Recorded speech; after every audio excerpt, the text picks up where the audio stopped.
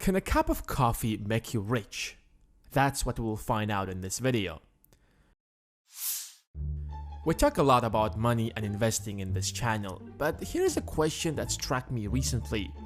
Can you really get rich by saving on a cup of coffee? The answer is both yes and no. Let me explain.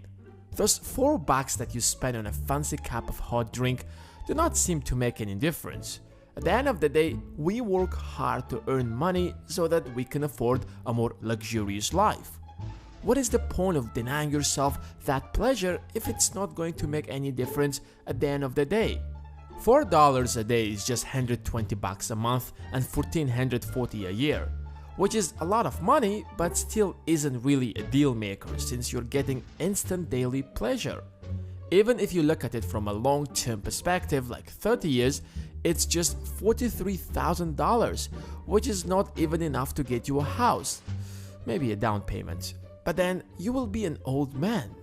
And secondly, if you do not buy that morning coffee, you will probably spend that money elsewhere. Let's be honest, chances that you'll put aside every morning $4 aren't really high. There are a ton of people who do not buy coffee every morning, and yet they are in no better financial position than you. However, there is a different side to that story. Let's try to look at everything from a completely opposite angle, where that cup of coffee could be a deal maker between you becoming a millionaire or not. What is the opportunity cost of that daily coffee? What if you do not just save that $120 but invest it every single month, over the course of 30 years of course?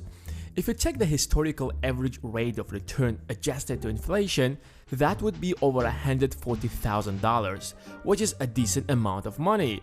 It's way more than $43,000, but it still isn't going to make you rich, especially after 30 years.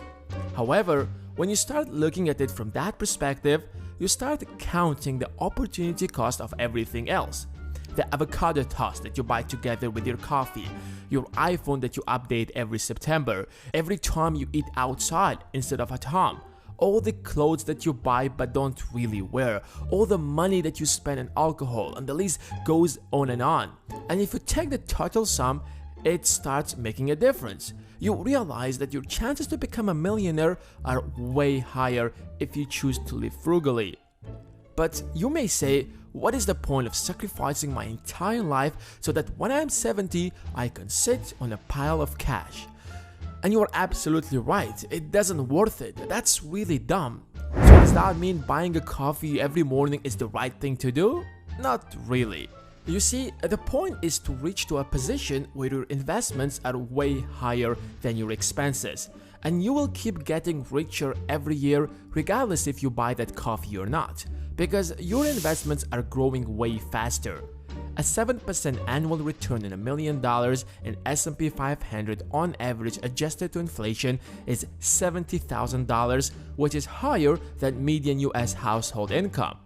And if you take a look at any self-made millionaire or a billionaire, for some period of their lives, they lived extremely frugally. Take Elon Musk for example, who kept his food budget to $1 a day so that he could invest most of his time into his startup and not work 9 to 5. Of course, $1 back then used to worth much more, but it's still under $50 a month by today's standard. This is the world's richest man's office back when his company already used to worth hundreds of millions of dollars. Even the reporter was shocked seeing him drive a Honda.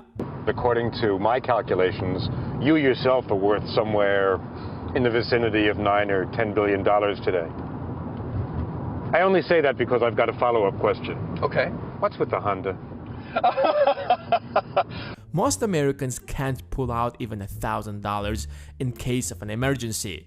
In fact, most Americans save almost nothing, primarily because their expenses are too high. And these expenses aren't usually the basic needs that you can't live without, but wants. So you either live frugally and save every dumb penny you can by working in 2 jobs, or cut your expenses so that you will have to earn as less as possible and will have the time to work on that startup. And that's when skipping that cup of coffee can make you rich. Thanks for watching, and until next time.